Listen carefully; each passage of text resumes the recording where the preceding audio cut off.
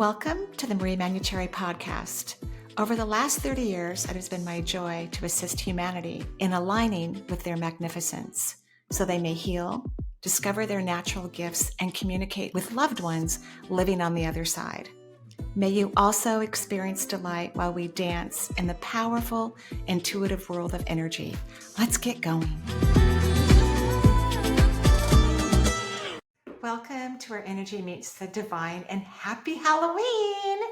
Even though I'm recording this on the 30th, this will be played on the 31st. Halloween's a really, really cool opportunity and time on Earth where the veil gets very thin. And for those of you who are not watching this on YouTube, I'm actually wearing part of my Halloween costume, which is a cowgirl pink hat with sparkles on it. My kids come to my house for Halloween. We go trick-or-treating together with all the little grandkids. It's really fun. And so some of us wear costumes, the adults, So what happens energetically on Halloween is the veil gets very, very thin so that anyone or everyone can have multisensory experiences, meaning have psychic, intuitive experiences. It's normal and natural to have these experiences. As we know, humanity is waking up to hearing, seeing, and feeling things outside of our physical reality. And for some people, it's happening very smoothly. For some people, it's really scary. For some people, they are desperate to have experiences and they're not happening as fast as they would like to. So some people are disappointed. So on Halloween, days leading up and days after, the veil is thin. There is a veil around Earth. And it helps us for those people who don't want to be conscious or who don't want to have multisensory abilities, the veil keeps them away from those types of experiences. But as an individual becomes more conscious, the veil thins right on top of their crown chakra. So it could be miles outside of the Earth's atmosphere, but the veil thins above their head. And then they start to channel in knowledge and begin to reach to their higher self. So we don't have to wait for the entire planet to give the okay for the veil to be thinned. It happens individually. And some parts of the world, it kind of thins collectively because we have more people who are open to the psychic realm. Like in the United States, the West Coast is definitely, the veil is thinner than parts of the South where the veil isn't as thin. There might be some communities where we notice that more consistent community thinning. But again, we don't have to wait for an entire area to be thin for us to gain consciousness. You grow your consciousness, you expand your energy, and the veil thins so that you get more information and can reach out to your higher self, which means, again, more information. And you want intuitive information. It makes more sense. It's a lot more helpful, and it leads us to the things that we really want in life and the solutions that we truly desire, the effective, helpful ones. So this is a great time to start meditating, to be playful, to have fun, because you want to raise your vibration. I think the answer to all of the questions when you guys call in to me is really raise your vibration. Raise your vibration and everything will change. Raise your vibration and you're going to get healthier. Raise your vibration, you're going to be able to have a communication with a departed loved one. Raise your vibration, you're going to have more money. Raise your vibration, you're going to discover your passion. It's really the answer. And Halloween is a higher vibrational energy, unless you're stuck at home watching horror flicks, which I would not recommend. Maybe a funny one. If there's a funny one, you can watch that, but not no Texas Chainsaw Massacre. That is not a high vibrational show. Watching a lot of television is also not a high vibrational experience. So you want to meditate, ask the universe to help you. The universe is extremely helpful and wants to be of help to you over and over and over and over again for your benefit. So as I go through the questions today, I want you to be aware of this incredible fact that the possibility of you having multisensory experiences is high around Halloween. And if you can allow yourself to have an awareness of things that you've hoped to experience, you're going to start to gain confidence like, wow, I really did hear that. I really felt that. wow, that was an amazing meditation. That was definitely multisensory, because we want you to start to believe in these incredible gifts that you are meant to have, so that you can become more confident, use them personally and or professionally for you in your life.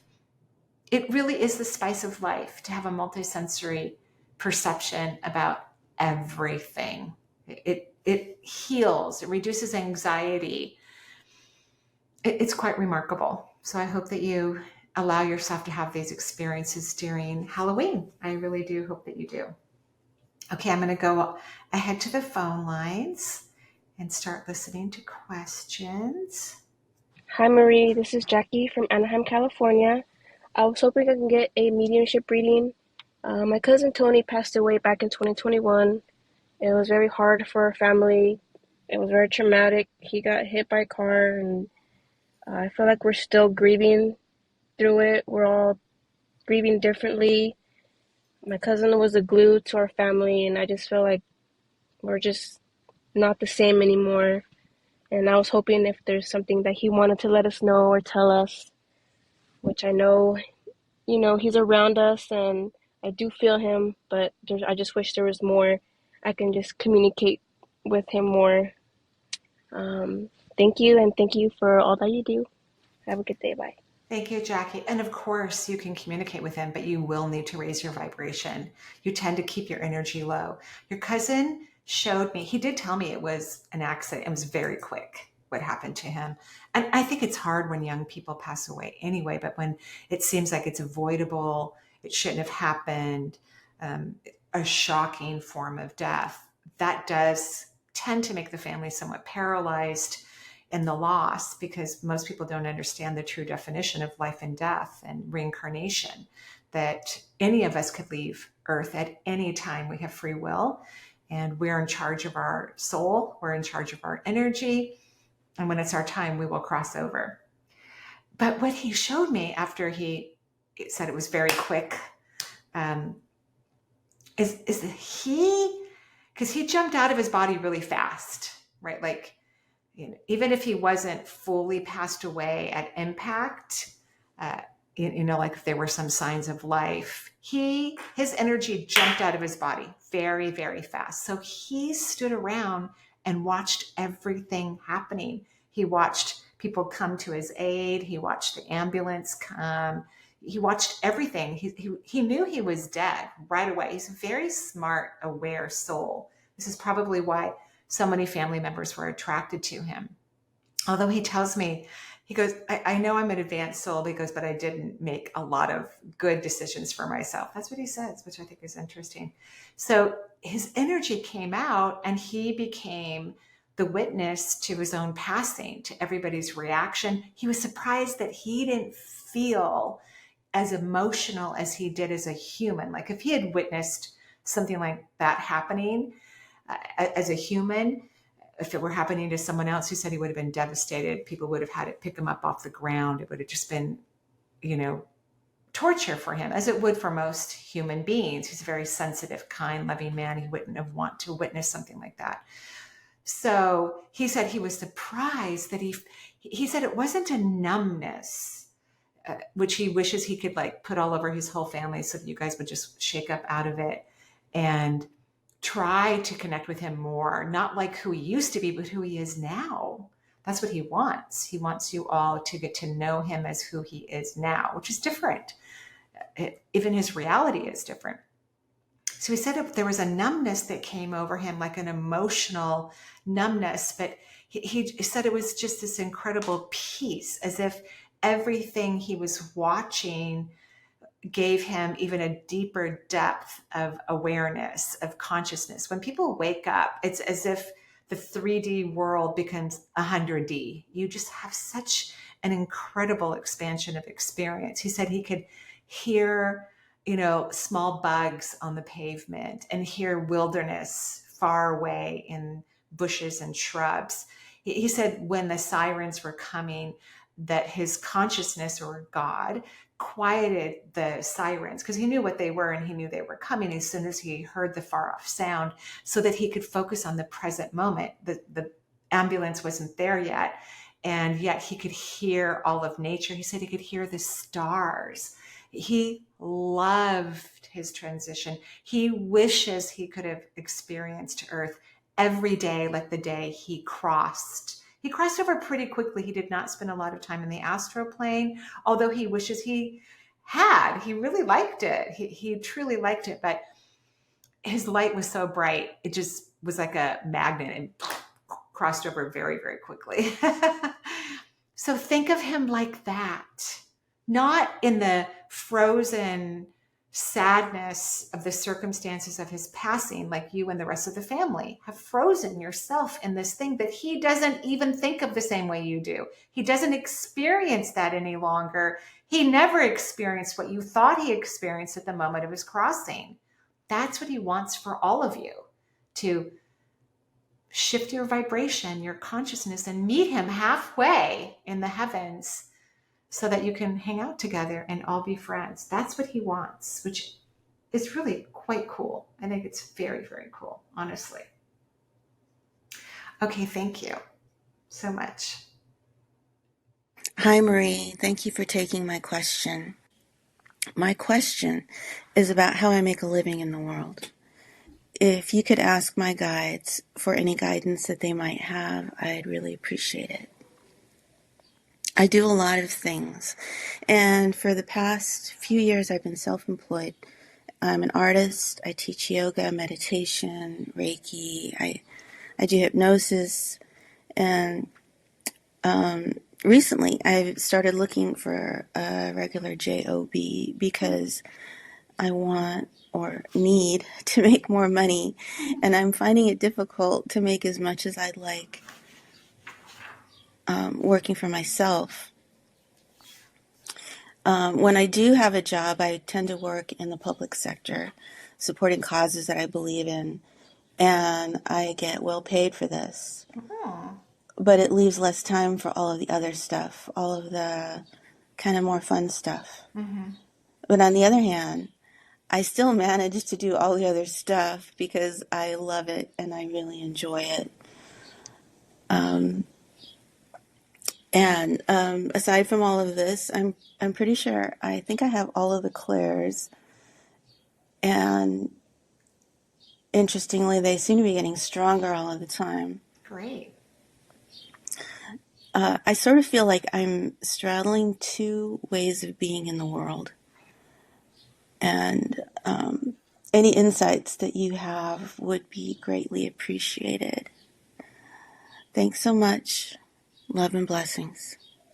Thank you, Maria. And yes, you have all the clairs. People who are clairaudient, they can hear, they have all the clairs, because clairaudience is the hardest clair there is. But many people have multiple clairs, even if they have no idea that they are clairvoyant or clairaudient, clairsentient. Clairsentient's the tricky one, because a lot of people who've put their energy into the feeling aspect of their human experience do it out of fear, and intuition has nothing to do with fear. So they kind of need a re-education on how to sense accurately through clairsentient.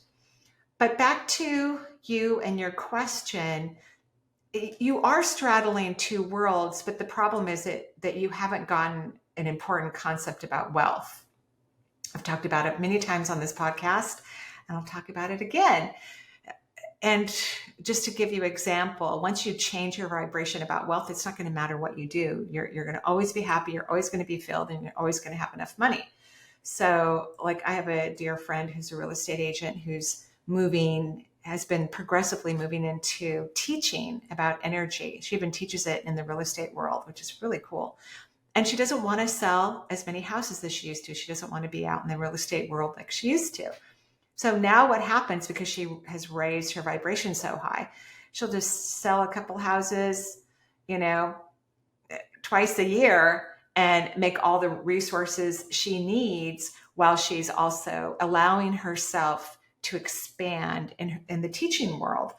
And really, this is just about a belief and perception. So you have this weird belief that you have to do something in order to make wealth. And you have this belief that if you do the regular job, which by the way, you dropped your energy even lower when you said a job, you have this belief that that's the only way you can make money. So you have to eradicate these beliefs. That's not true. It's just something you've been fed. It's something that the majority of the population on earth believes, but that's not true. That's a lie. Creating wealth even has nothing to do with work. People can create wealth and attract it no matter what they do in the world or not do in the world. There are people who barely work and create enormous amounts of wealth. So changing your relationship to the energy of wealth is your job. And I think yours is pretty simple. I often ask people what makes them happy, and then I measure their comments to me until I feel something that's vibrating a very high frequency, because it has to be super high frequency. It can't, like some people say a sunset, and I'm like, yeah, it doesn't even come up to 50%.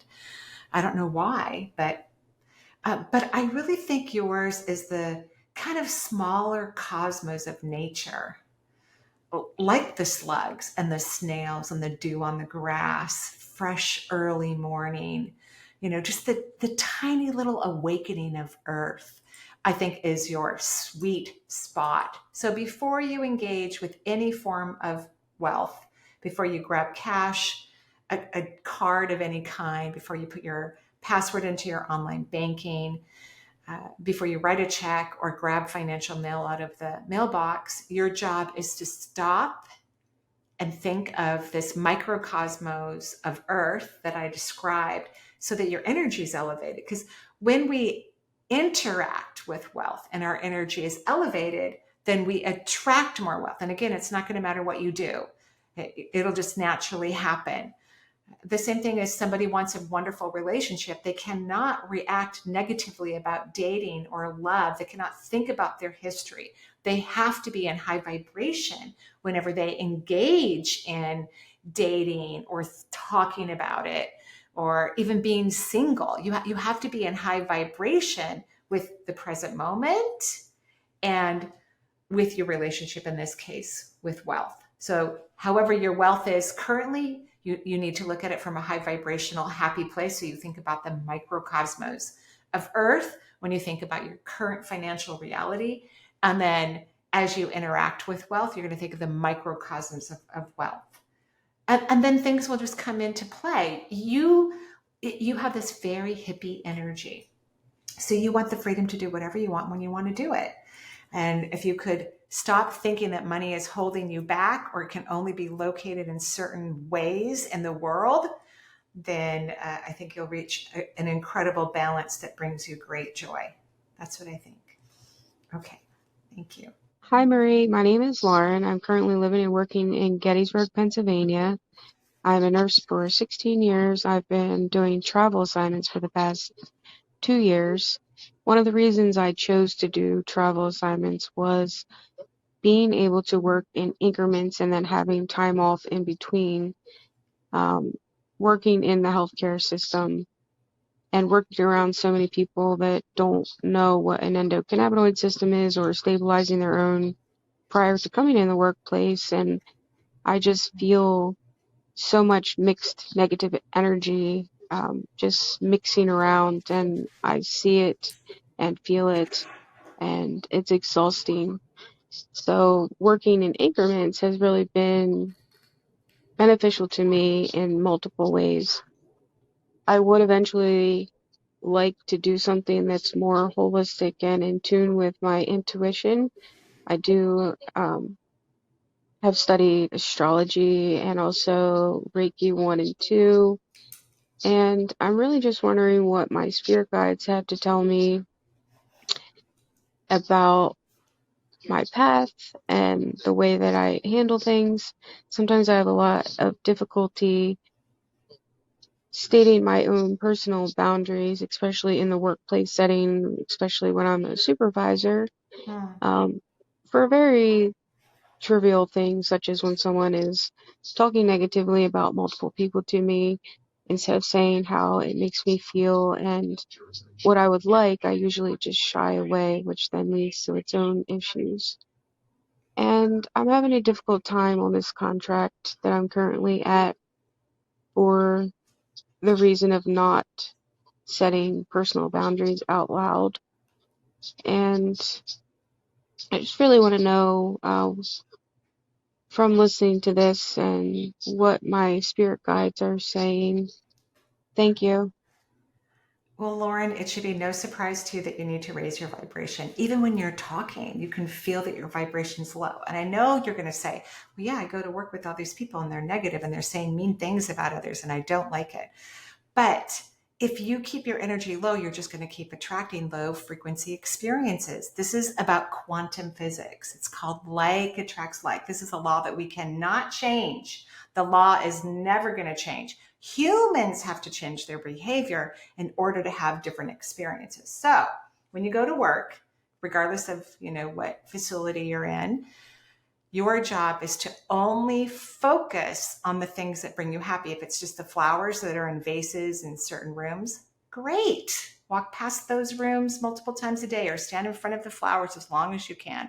If it's the light coming from the windows, lovely. If it's a color of someone's scrubs or how fast the elevator works, whatever brings you joy, your job is to stay fixated in it as many times a day as you possibly can. And then I heard your guide say, put on your big girl pants because you're a supervisor. Tell people you don't want to hear that. Like, I'm sorry you're feeling that way, but I don't want to hear any complaining today. I'd love to have a really lovely, peaceful, high energy day. Just start running the roost. They want you to step into your power. Step into your power. Be the supervisor. Who cares what they think? It doesn't matter. That's your job. I remember when I was a nurse and, there were days where my supervisor had to make decisions that I didn't like. Like, I've already worked a 12-hour shift, but they're shorthanded. This didn't happen very often, but it happened a few times. And there's nobody to replace me. And so they're going to let me go take a nap somewhere for maybe an hour. And then I have to go back to work until they can get someone to come in. And I respected her decisions and her choices, even though I didn't like it. She was a supervisor. That's her job. That's your job. Try not to care what anybody thinks about you. That's, first of all, a complete waste of your time and energy. That's what I think anyway. Complete waste of your time and energy. So if you can, force yourself, because that's literally what it looks like in the beginning when people try to change their focus or work on their focus. It feels like you're forcing yourself, but I don't care what it feels like. You're going to focus on the flowers, how fast the elevator is, that, wow, they have good salads down in the cafeteria, if that's true for you. And those are the only things you're going to focus on. You're already smart. You already know how to run the floor. You know how to do all the procedures by rote. So you don't have to focus on technique or any of those other things. And then the universe can bring in things that you could move to in a holistic way. But it's practically impossible for anyone to get their desires to come into this physical reality when their desires are at a high frequency and they are running their energy at a low frequency. It's not going to happen. That's what you need to do. Run your energy high, high, high, high, high, high, high, high. Focus on you. Stay in your body and be bossy at work. Let everybody grow up and change their perspectives. Even if they don't like you, then they can transfer to another place. Who cares? Anyway, those are my thoughts. Thank you. Hello, Marie. The reason why I'm calling is because I have chronic pain that I've had chronic pain for about more than maybe 22 years. Fibromyalgia, chronic fatigue. And for the past 4 years, I have had chronic pain in my jaw after having had my wisdom teeth extracted. And actually, there's nothing on the x-ray that show any damage. Right. So I don't know. It's really hard for me to speak. And I have chronic jaw pain and headaches, and it's very hard for me to concentrate, even to speak or chew my food. So I was wondering if you could help me understand the cause of the pain in my jaw, and if there was anything I could do to heal. And also, I'd like to know if it's possible to know the cause of the chronic fatigue and fibromyalgia. So I would really appreciate it. Thank you so much for your time and for what you do. Thank you. Thank you, Joanne. I'm sorry that you're having such a hard time. So chronic fatigue syndrome it's a two-folded kind of thing. It's one is there are repressed emotions that you're not feeling and that you are massively trapped in victimization. So you literally can't stop thinking about your pain.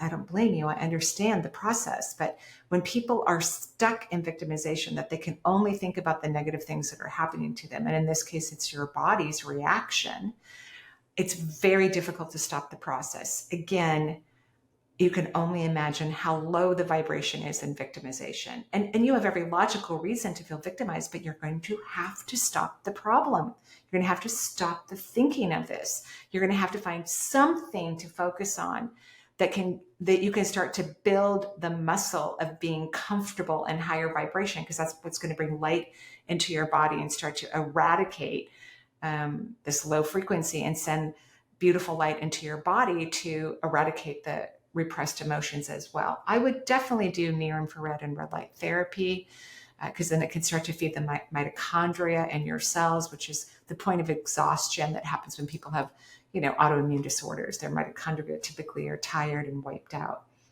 But you're going to have to stop feeling sad or upset or mad about the discomfort. And that is not the easiest thing in the world to do, but this is what your soul wanted to reincarnate in. Because even on the other side, they're telling me that if you've had a whiff of someone in some sort of distress, you would lower your vibration very quickly. So there's an addiction you have into low frequency and into despair, which means victimization. It somehow feels familiar to you, but even if something feels familiar, it doesn't mean that that's what you should be experiencing at all. So that's what I think. And if you could, work on this and it's something that you can't stop working on. It's something you have to continue to work on for the rest of your life. It'll make your life happier anyway. But we all have some area of our life that we feel victimized in, all of us. And once we have the consciousness that it's the victimization that's creating the problem, whether it's pain or loneliness or poor employment or, financial woes, whenever we recognize that it's really our thinking pattern, even though it came across to us logically, and we have every logical reason to feel this way, that it actually, if we stop responding logically and we start responding intuitively, which means you cannot vibrate your energy in this low victimization and improve, it won't happen. And I think your tooth is fine. That's what I think. Okay, I hope that's helpful. I truly do. Hello, Marie. My name is Isadora. So I decided to call in because my kitten got lost while I was on a walk with him a little over a week ago. And my boyfriend and I have been doing everything we can to get him back, putting up signs and reaching out to people. We've set out humane traps. We've got trail cameras. We hired someone to help us look. We're remaining really hopeful. We both have a strong gut feeling that he is going to come back, and we just don't know when or how. But it's just a little difficult and sad to experience a lost pet. So I guess my question would be, do you have any words of advice or recommendations for what to do on a spiritual level? We've been trying to visualize him being home with us and safe and, communicating with our guides about it and trying to just stay positive and trust in the power of our thoughts and prayers and our intuition. But it's just pretty difficult. So, because I feel so much love for him that it's of course painful that he's missing.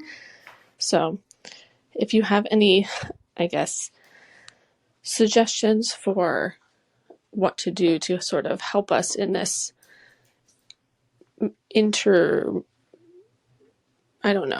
period where he is not home with us, but we know and feel deeply that he's safe and he's coming home to us.